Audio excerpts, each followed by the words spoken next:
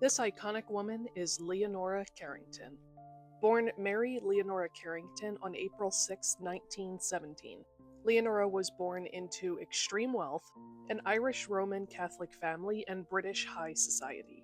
Her father was a very wealthy textile tycoon, but she refused to become the obedient debutante that her father wanted. She was educated by governesses, tutors, and nuns. She was expelled from 2 schools, including the Newhall School in Chelmsford, all because of her rebellious behavior, until her family sent her to Florence, where she studied at Mrs. Penrose's Academy of Art. Unfortunately, there are no remaining pictures of this school. She was obsessed with myth, magic, and the unseen, which did not sit well coming from a Roman Catholic family. When she returned to England in her late teens, she was to be presented to King George V and Queen Mary as, you guessed it, a debutante, an experience she strongly detested. She described this period as the stuffy upper-class world.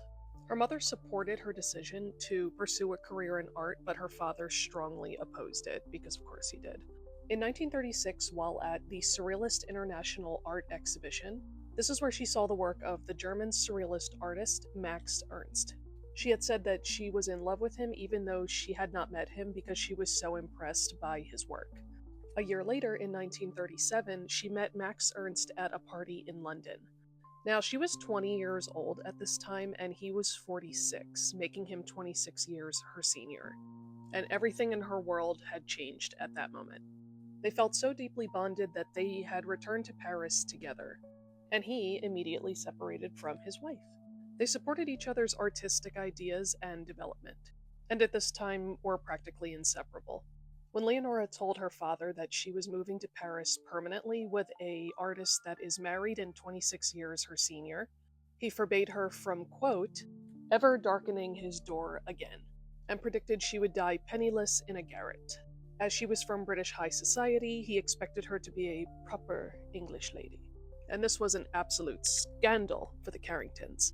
He was much older than her, and at the time of their elopement, he was still married, so this was seen as a public disgrace. After being disowned and cut off from her family's fortune, Leonora famously laughed in her father's face, choosing artistic freedom over her inheritance. So she ran away with him to France, and they lived openly as lovers in the Surrealist community. But the freedom wasn't for long, as World War II hit. Ernst was then arrested as an enemy alien, and shortly after was imprisoned at an internment camp. He was released a few weeks later with the help from some higher-up friends and an American journalist. But soon after, the Nazis invaded France, and he was arrested again, this time for being a degenerate, or basically anyone who does not comply. Leonora was left completely heartbroken and alone after this. So because of the Nazi regime, she fled to Spain with her friend Catherine Yarrow, and stayed in Madrid with some family friends. Soon after, she was alone in a cafe, and Spanish soldiers kidnapped her, and they took her to a hotel and gang raped her. Yes, I have to say raped, or it will get taken down. And after this, she had a psychotic break, because who wouldn't? This caused her paralyzing anxiety and delusions, due to extreme emotional distress of that incident. She was then committed to a Spanish asylum, and what happened to her here is brutal. She was strapped down, given shock therapy, forced treatments of injected powerful drugs that left her hallucinating, disassociating, and losing all sense of reality. She later wrote about this experience in her memoir Down Below. This is a haunting account of her losing her mind in real time and fighting to get it back, because she said that they were taking her mind apart piece by piece. And soon after this, she planned an escape. You see, at this point, father didn't want her living at the estate after her release, so he wanted her transferred to an asylum in South Africa. So Leonora played the part of still being mad, but stable enough for transport to another asylum. Her father had sent a nurse to the asylum to escort her to South Africa. This was also her childhood nanny. The plan was to take her to Lisbon, Portugal, and load her on a ship to take her to South Africa. But while in Lisbon at a cafe with her escort got distracted and she slipped out into the street. She jumped into a taxi and shouted, "Take me to the Mexican embassy." At the embassy, she sought out a man named Renato Leduc. He was a Mexican poet and diplomat that she had met years earlier through Pablo Picasso. He then agreed to a marriage of convenience to provide her protection. This would give her diplomatic immunity and secured her a Mexican passport, along with all the necessary visas to flee Europe permanently. In 1942, she settled in Mexico and dissolved the convenience marriage as per the agreement. This is where she unites with Remedios Varo.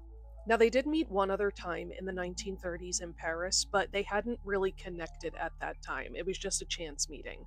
This is when they formed their connection. This is also where they met Kati Horna. She was a Hungarian photographer that also fled to Mexico, and together they all joined the Surrealist movement. Together they were nicknamed the Three Witches of Surrealism for their shared obsessions with alchemy, the occult, tarot, and metaphysics, even treating their cooking as a form of magical experimentation.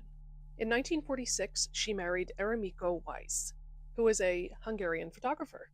This marriage lasted more than 60 years, and they had two sons together, Gabriel and Pablo. Gabriel grew up to be a writer, and Pablo grew up to be a doctor and a surrealist artist. She had a whole life before Mexico, and she survived it. And instead of being broken by what had happened to her, she transformed it. Her trauma became mythology, her madness became power, and her art became her life. Instead of the world where they tried to control her body and her mind, instead she created a universe where no one could ever do that again.